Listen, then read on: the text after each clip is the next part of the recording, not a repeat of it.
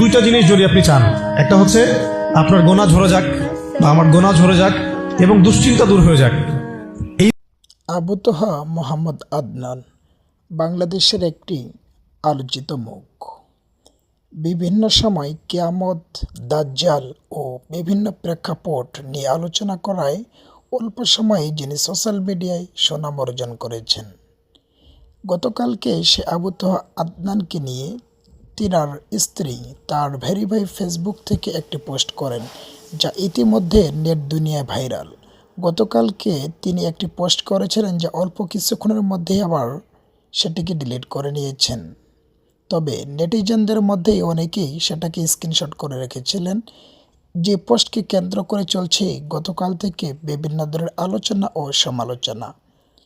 তিনি তিনার ফেসবুক পেজে যে পোস্টটি করেছিলেন, সেখানে গুরুতরভাবে আবু তোহা মোহাম্মদ আদনানকে তিনি অভিযুক্ত করেছেন। তিনি লিখেছেন পোস্টে, মানুষের টাকায় গড়া প্রতিষ্ঠান যেন লুচ্চামির কারখানা।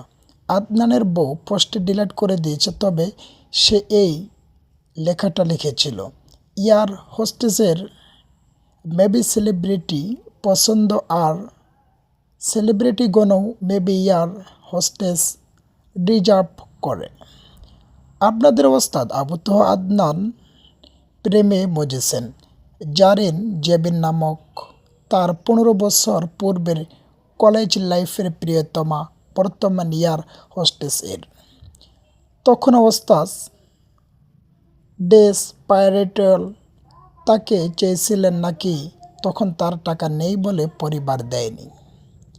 এখন আবার জারিন জাবিন নামক ভদ্র মহিলা ডেসপ্যারিটেবল আপনাদের ওস্তাদকে জানাচ্ছেন পুরাতন প্রেম নতুন রূপে একটু বেশি ফিলিংসে ডুবেছেন। এরকম নিয়ে অনেক লেখা তিনি আবু তোহা আদনানকে লিখেছেন। তিনি আরও লিখেছেন, আবার সে তার সাথে লং ড্রাইভ যাওয়ার ইচ্ছা পোষণ করেন, প্লাস সেন্টারে এসে অফিস রুমে সাক্ষাৎ করেন।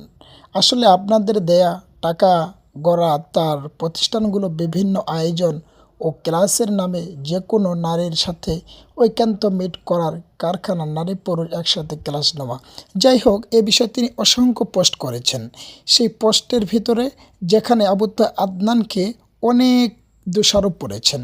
তো মোহাম্মদ আবু তোহা আদনানকে এই পোস্টটি কেন্দ্র করে লেখার পরে আবু তোহা আদনানের স্ত্রী কিন্তু পোস্টটি ডিলিট করেছেন। আজকে নতুন করে আবু তোহা আদনানের স্ত্রী আরেকটি ফেসবুক পোস্টে কী বলেছেন, চলুন দেখে আসা যাক। আবু তোহা মোহাম্মদ আদনানের স্ত্রী গতকালকের পোস্টটির ব্যাপারে আজকে যে নতুন পোস্টটি করেছেন, কোনো জেনারেলদের নিকট যা অত্যন্ত স্বাভাবিক, তা দিন প্র্যাকটিসিং লাইফে দৃষ্টিকটু, অন অ্যাক্সেস পেইডবল। এ শ্রেণীর নারীদের কিছু ক্ষেত্রে অ্যাক্সেস না দেওয়াই সতর্ক। হিংসুক বিরোধীরা তাদের পরিকল্পিত এজেন্ডা বাস্তবায়ন করতে ইন্টেনশনালি আমাকে কিছু ভুল ইনফরমেশন দিয়েছে, যার সত্যতা যাচাইয়ে মিথ্যা প্রমাণিত হয়েছে।